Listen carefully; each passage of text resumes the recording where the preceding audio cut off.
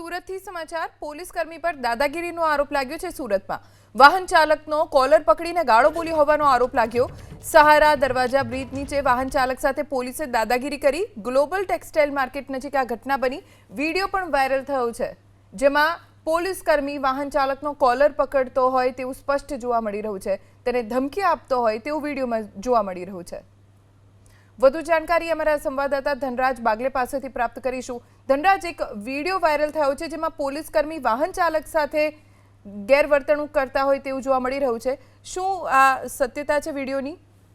જી બિલકુલ, સુરતના સહારા દરવાજા નજીક જે ગ્લોબલ ટેક્સટાઇલ માર્કેટ આવ્યું છે ત્યાં ટ્રાફિક પોલીસની ચોકી છે બનાવવામાં આવી છે અને ત્યાં જે વાહન ચાલકો ત્યાંથી પસાર થતા હોય છે ત્યારે નિયમ ભંગ કરનાર જે લોકો હોય છે તેમને દંડ ફટકારવામાં આવતો હોય છે।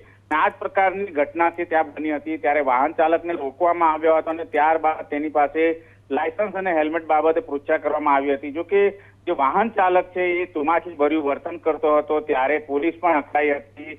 એક તરફ ભારે ગરમી હતી ત્યાં બીજી તરફ આ પ્રમાણે ભારે ગરમીમાં છે એ પોલીસનો પારો છે એ આસમાને પહોંચી ગયો હતો અને ત્યારબાદ ગાળાગાળી થતી જોવા મળી હતી।